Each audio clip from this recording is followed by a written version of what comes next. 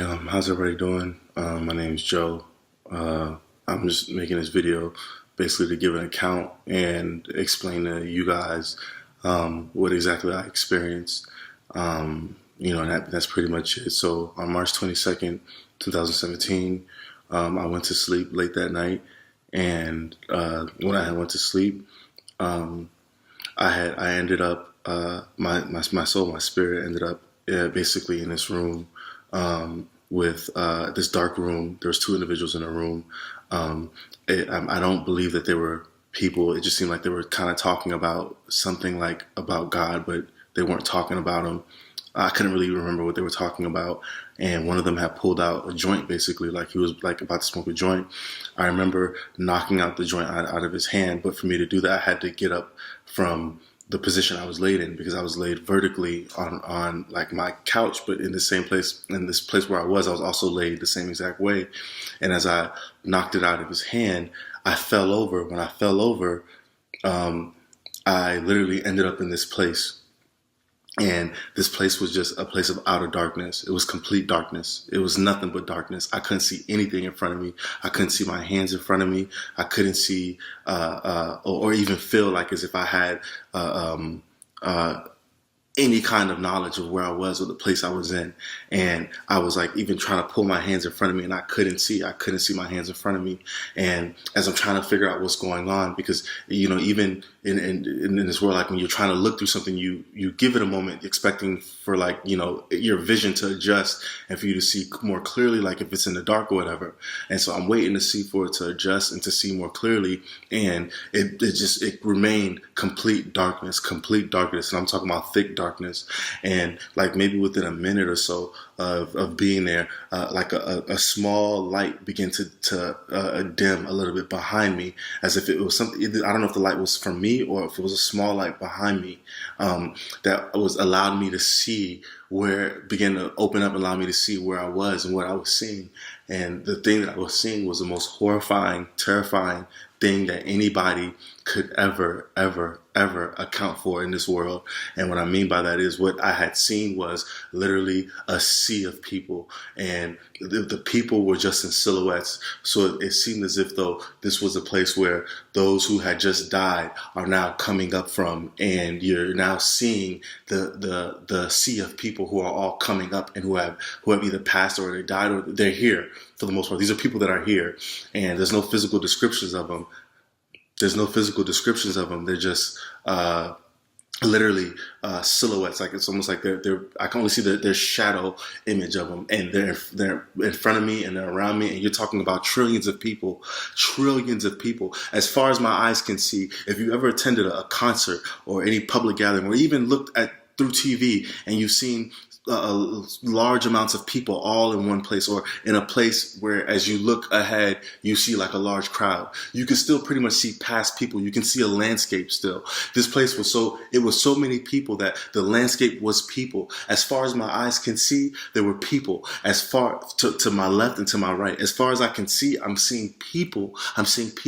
And everybody there is no interaction amongst us. Nobody's interacting with anybody. And immediately the fear that was there, it was like it was controlling the environment. It was like at that moment I had nothing but questions. I was trying to figure out where I was, why am I here.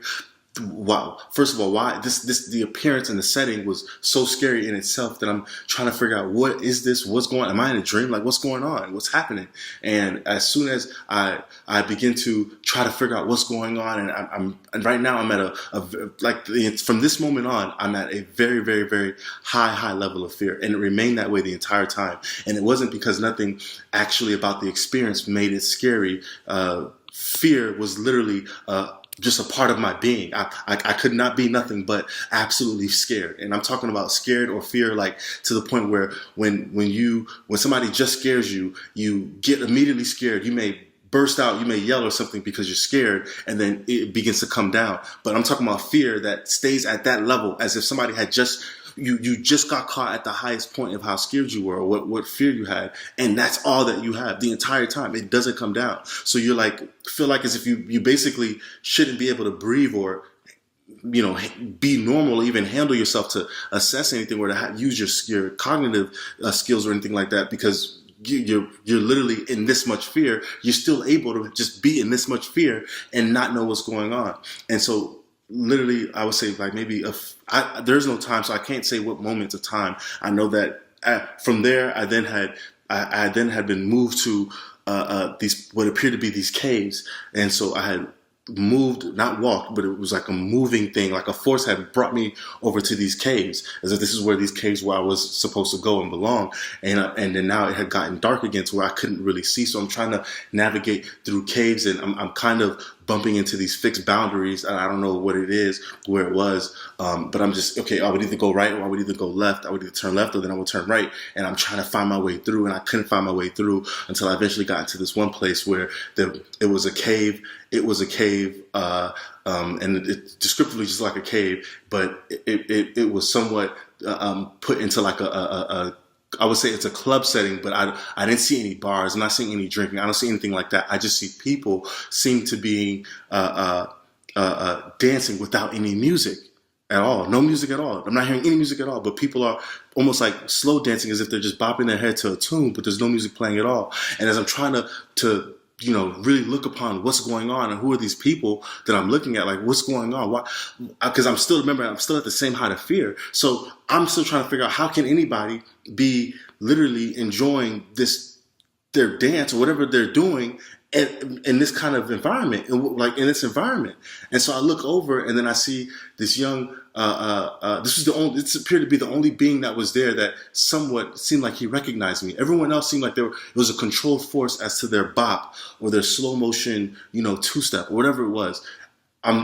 He's looking at me. As he's looking at me, he has on these dark shades, and I'm trying to figure out, as I was thinking to myself, like I'm trying to figure out what exactly is like going on with him. Because I'm thinking in my mind, obviously, again, I want to make it clear that like when I was there, what my thoughts were just as communicative as if you would speak. So as I would think, is how I would be able to move too. So it was like, as I would think I want to go over here to go to this part, because I'm trying to get out the cave before I had gotten to that place.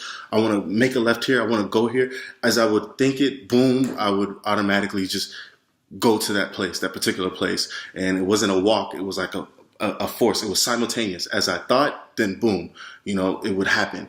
And so now back at this cave, and I'm looking at this dude, and he's like two-stepping back and forth. That's when I started to realize that he wasn't enjoying himself, that he was actually in torment. But it seemed like his torment was something that he was going through within himself, but I could not see. So even his gaze upon me was of a cry of help, but there's no communication. You understand what I'm saying? So he's not saying, help me, help me, help me, help me, or he's not able to even show me that he's suffering. It's almost like I knew it, because of the look that he was looking upon me with. That even as I'm looking, but we can't. The slightest bit of interaction is not happening. We can't interact at all whatsoever. And so I'm like, oh my God. I'm like, I'm even more scared now. And I'm like, what am I doing in this place? And it was at that moment that I had thought, and it came to me that I was like, am I dead? Am I in hell? And I couldn't. That's all that was boggling over my mind, like, oh my God, I think I died. What happened? How did I get here? What am I doing here? Was the next question. It was like, what am I doing here? How did I get here? Did I die? What's going on? What's going on is literally the only thought of what I have about this present time. And even as I was even thinking that, I'm like, what's going on? I remember at that time, I didn't even think of like, the Lord, or, my personal faith and my belief in Jesus Christ. I was, at this point, I was still pretty much being tormented by my own fear of where I was, and if this is where I belong. And then the next thought was like, but I thought that I'm a Christian. Like, what am I doing here? I'm a Christian. I didn't understand. Why would I be here if I'm a Christian? What am I doing here if I'm a Christian? What is this my judgment? Is this where I'm supposed to be? It's more than confusion, because when you say confusion, when I speak of it, it almost in our realm, it makes it seem like as if you're able to think this way and have these kind of thoughts without necessarily feeling the effects of everything else. But the other feelings and everything else, the fear and everything else never left. So I still had that. So it's almost like as if everything, it's almost like, you know, when people say that their life flashed before their eyes, or that things had happened so badly that in that moment, as something bad was about to happen, time has slowed down for them, even though something bad was happening at the same time. Somewhat similar to that, but to 100 degrees more, 100 degrees more. You're able to still feel exactly the fear that you felt and still have a bunch of this knowledge about where you are and why. Because the funny thing is, I asked myself, I said, am I in hell? Even though even in my own knowledge, I knew I was in hell. But I don't know why I'm even still asking myself, why am I in hell? Why am I here?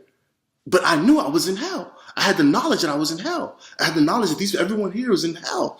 Everybody here is in hell. And so I'm like, what's going on? So all this is still happening simultaneously, and I'm still scared. The amount of fear there is like, how am I able to feel this feeling this intense? If even thinking that if this was a dream, how am I able to feel it this intense? And I've never felt my senses to be heightened at this level in a dream. That's why the thoughts of being dead was the only thing that I could think of. How did I die? Did I die? And what am I doing here?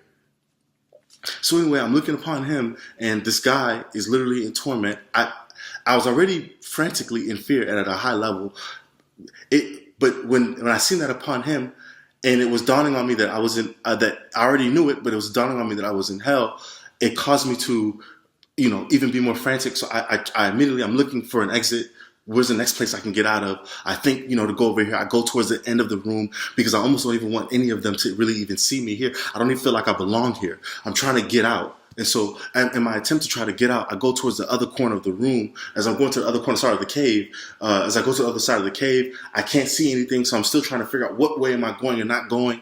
And then even out of a form of desperation, I try to basically escape to see if there's a way I can go up. If I can go upward, is there a way I can get out to go up? Is there even an up? And I don't even remember being able to look up, because remember, you don't, as you think it, so is it happening? So even as I'm saying, I want to go up, or can I go up?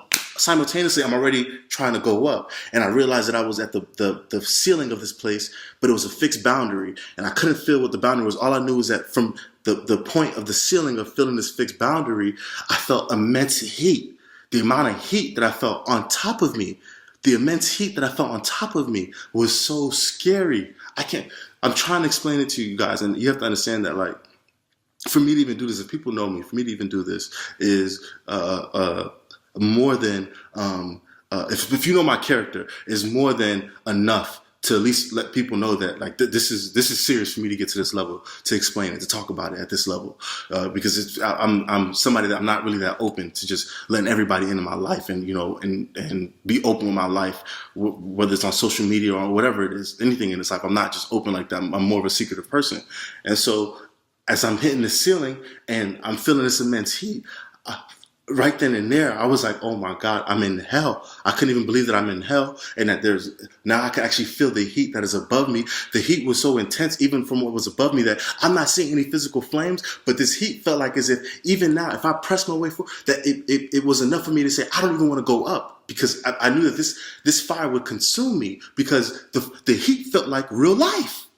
It felt like I was like real life heat. It still felt like the heat that you would feel here. As if you put your hand over a stove, you would feel the heat. Like you would literally feel the heat. You would feel the intense heat. And it was even hotter than what you would consider to be a stove. So even as I'm going up, it's like, and I'm coming back down like, oh my God, where's all that heat coming from? Why is there this much heat on top of me? And so I'm just frantically trying to figure out where I was, what's going on. And I remember trying to say, at that point, I was like, when it had said in that I'm in hell, the only thing I could think of was to be calling out Jesus' name. I'm calling out Jesus' name, and nothing is happening. I'm saying, Jesus, Jesus, Jesus, what's going on? Jesus, Jesus. And as I'm saying, Jesus, Jesus, Jesus, nothing is happening. And then I heard an audible voice explaining to me that this is how it is down here, and that it's not what you think, that it's actually Mary down here, and that, these people were there enjoying themselves, the people that I had seen that were in the club. And again, I didn't really know who this audible voice was, but I understood what he was saying. I understood what was trying to be told to me, because again, there was no physical thing in front of me. I wasn't seeing a spiritual being. He was able to communicate with me through my thought in my own head, to talk to me somewhat in the same way that we have voices here in our own heads now, here as we're on earth. And so he's telling me that it's Mary down here, that I should have no fear to want to come down here, and that I could do as I want, I could live as I want, and I could be here, and I would be Mary. It would be Mary. It wouldn't be an issue. There wouldn't be a problem. And even as he's saying this, so when he got towards the point where he's basically trying to convince me in my mind and my spirit, and I'm thinking like, I'm like, nah, this isn't true. What are you talking about? I'm thinking like this. I'm horrified. I'm horrified. No way. No way am I coming here. No way will I be here. Like, without a doubt, there's no way. There's no way for anybody that I would come here. I would be here. I would even want to be here. I would even consider it. And so I'm thinking, and this is after me saying Jesus, I'm like, what's going on? And then I remember when I was saying that, I just went back to reverting to saying, Jesus, like, give me a Jesus, like, what's going on? Why is, I'm saying your name, like, Jesus, what's going on? And as I'm saying his name, that audible voice then got louder. And now the audible voice now was yelling at me. And what appeared in front of me seemed to be like an eye. It was an eye. It was a large eye. It was a large eye. And I remember the eye was not any eye we've ever seen on this earth. It was an eye that even appeared to have different arrays of colors in the pupil. It was a different kind of eye. And I knew that then this eye was what the voice was that I was hearing, because as he now was yelling, he said to me, you dare use that name down? You dare use that name as I've already been showing you everything down here? You dare use that name? But this was like, it's hard to explain it. It sounds like I'm saying it as if he said it that proper. And like, so to think, you have to understand that even as proper as saying that you dare use that name, that the voice that he used in saying it was a roaring, yelling, a very intimidating like voice. It was like you dare use that name. And it was so some similar like that, but heightened. I'm not doing a good job of saying it the same exact way, but it was basically infuriated that I even was saying Jesus as I was down there, and from what I was saying, and he was like, you dare use that name, you dare use that, and he began cursing at me, like, so it was like cursing at me at the same time, like, you dare use that name, blah, blah. And so even now, by seeing the eye alone, I was so frantically scared already. And the only thing in my mind was, this is Lucifer. This is the devil. This is Lucifer here yelling at me in the form of an eye, though. Just the form of an eye. I'm like, but so it seemed like as if he wasn't, his presence is somewhat throughout all hell, but obviously he can manifest himself as he wishes, as he pleases. So I'm like, yo, what's going on? I'm like, Jesus, I'm even more scared. I'm saying Jesus even more now. Jesus even more now. Like, oh my God, this is Lucifer. And it was in that moment that, boom, that's when I immediately then woke up. So I didn't have any, there was no light. There was no bright shining light that came and got me.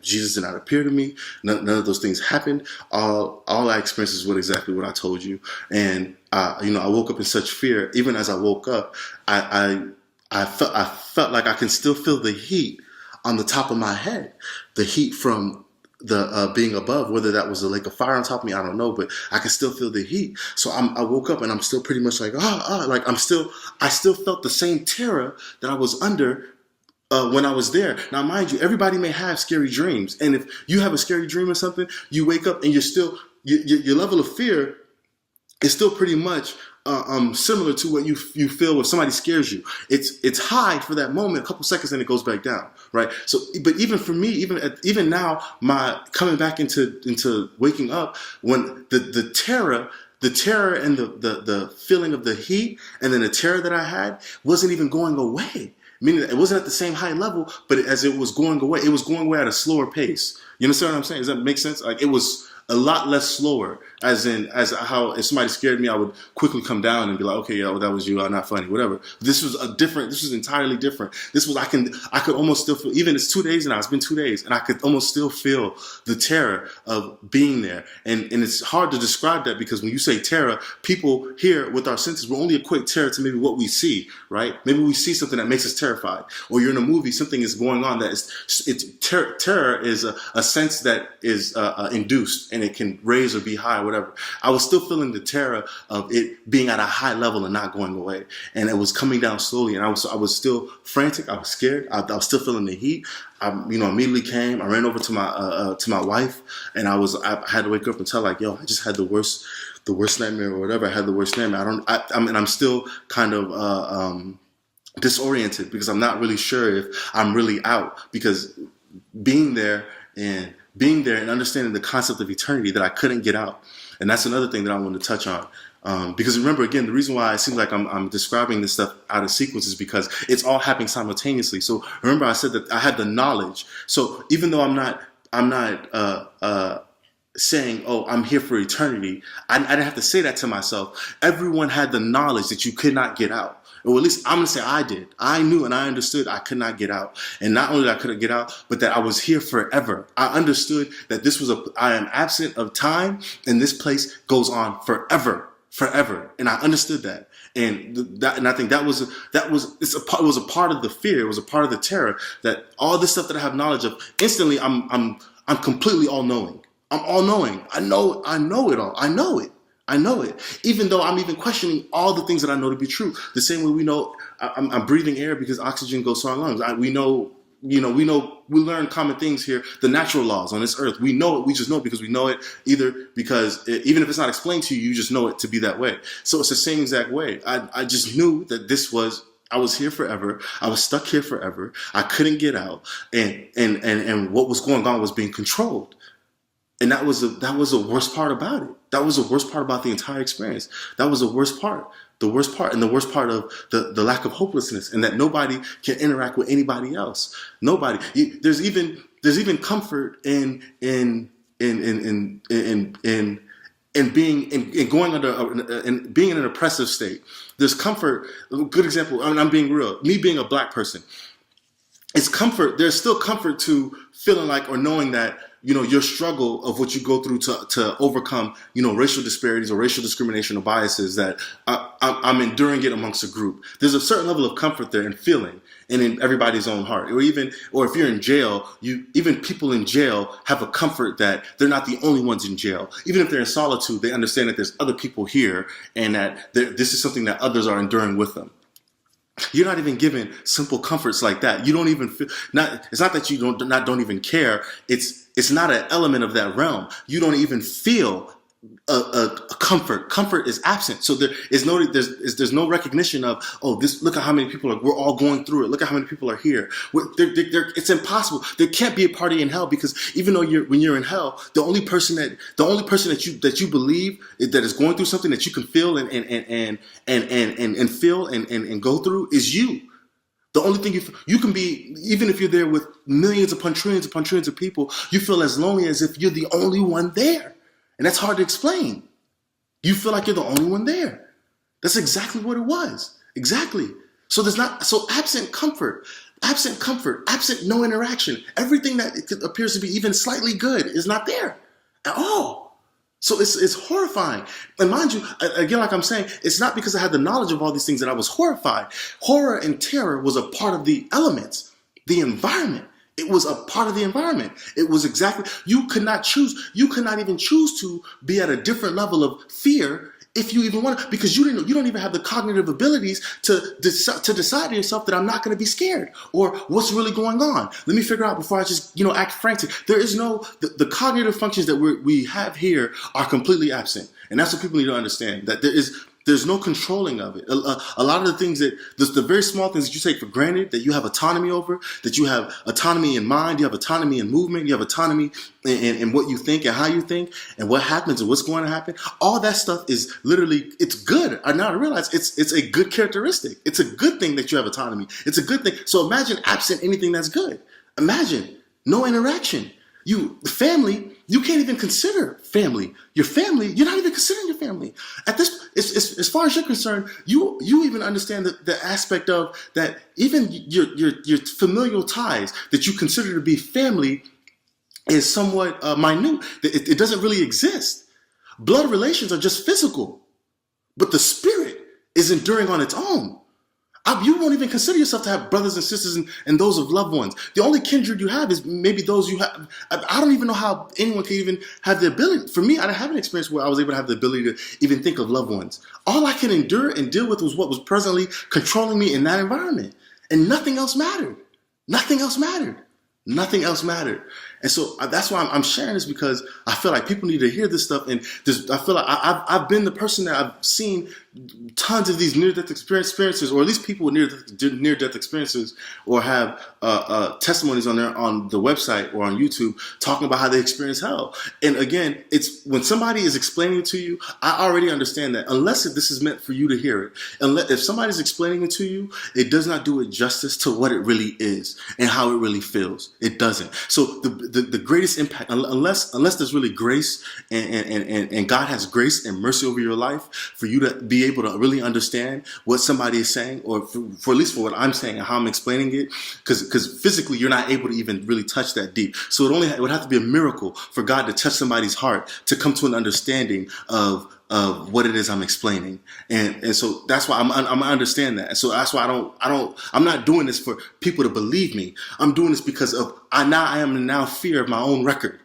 I'm in fear of going and ended up in that place. I'm in fear of answering up to my life and what I'm doing in my life in every single aspect of it, every part of it, every single aspect of it. I'm in fear. I'm in fear of my own thoughts.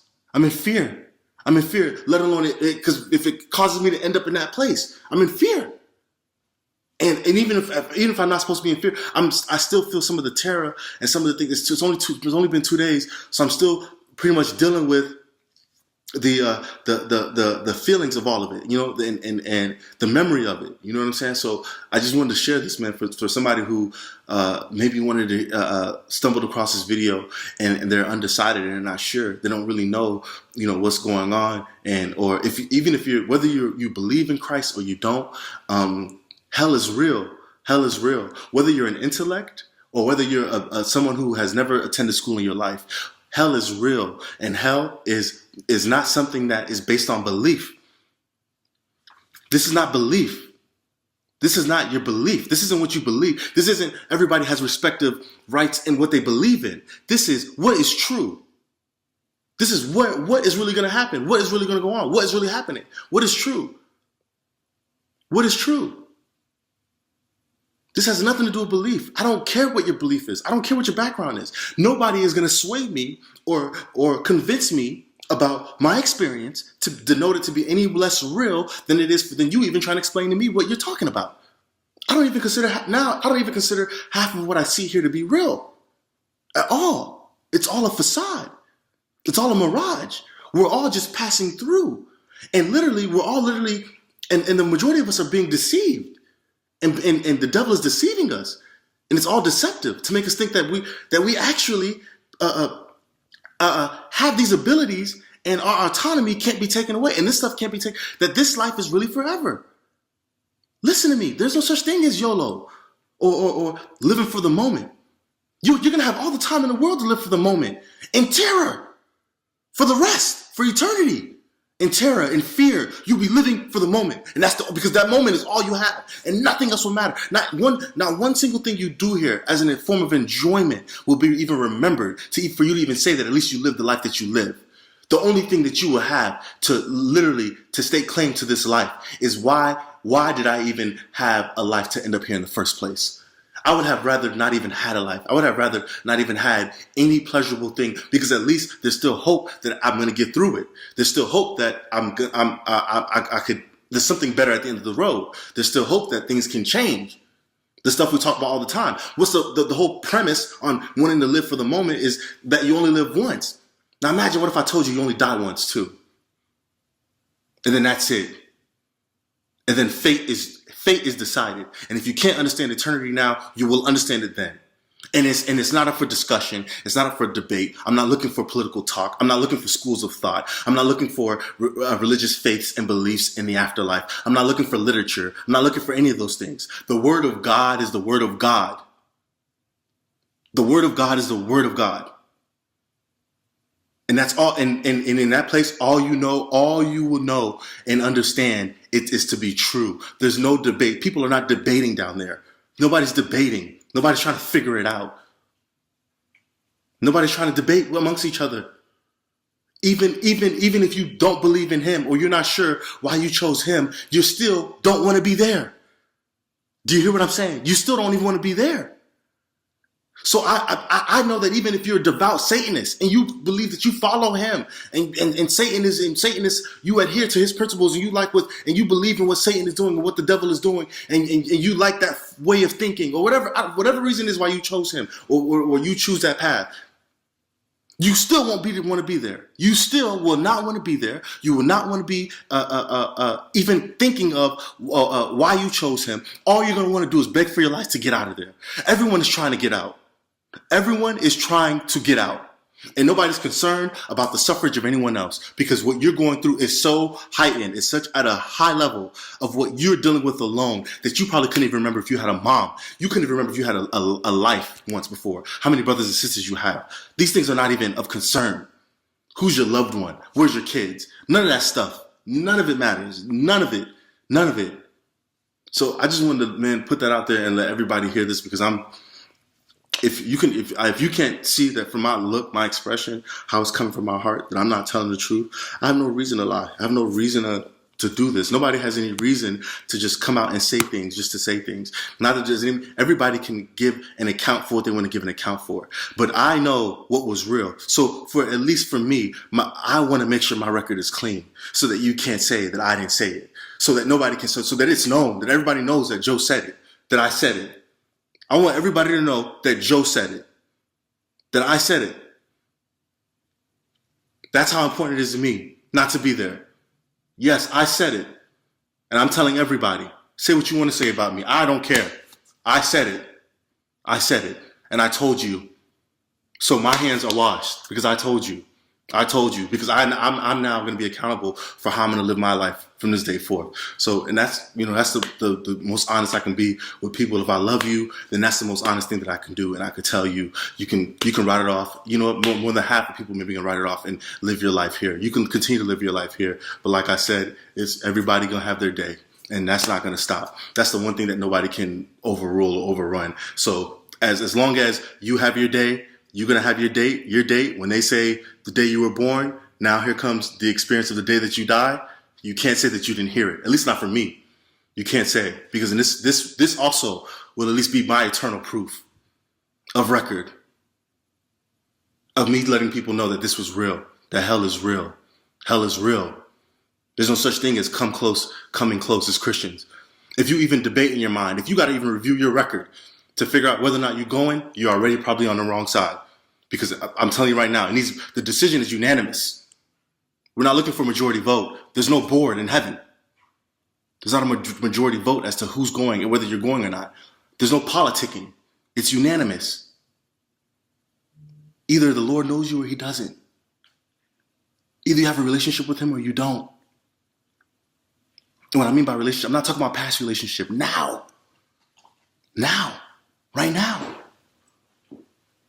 You could even know God. You could have prayed to him and he answered your prayers. And that was your proof as to why you attained to this faith that you believe that you believe in God. Or you've told other people about Jesus because of little experiences you had, whether you prayed or you were healed before, or you've always had a feeling, maybe you've even had his presence with you before, or you're even more of an active believer. You know, you've had an ongoing relationship with him throughout your entire life. Maybe you grew up in a church, whatever it is. If you do not have the Spirit of the Lord in you, free from indwelling sin, you hear what I said, free from indwelling sin. At the moment that he comes, with the moment that you die, you'll find yourself in hell. And you'll be thinking to yourself that I'm a Christian. You wouldn't even understand. You wouldn't even understand what you're doing there. You won't understand. to me, that's too much of Russian roulette for me. That's too much. I'm not looking to come close. I'm not trying to just get in. Because now that I realize there's no such thing. You can't think with your carnal mind. There's no such thing as just now getting in. You're not going to just make it in. There's no such thing. There's no review of the evidence. You're in or you're out. Either his blood is on you or you're not. Either his spirit is in you or you're not. Because it's not merit-based. It's not based on what works you do, what good things you perform. That's what I mean. It's carnal. Because even as somebody you think you're a Christian, you ain't gotta believe in all that spiritual stuff. You just believe that if you're a good person that you're gonna make it. There's no review. Do you get what I'm saying? At death comes determination. At death comes judgment.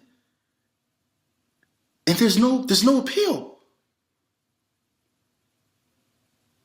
I don't even know if you'll even have time to their disagreement. Like I said, when I was there, everybody,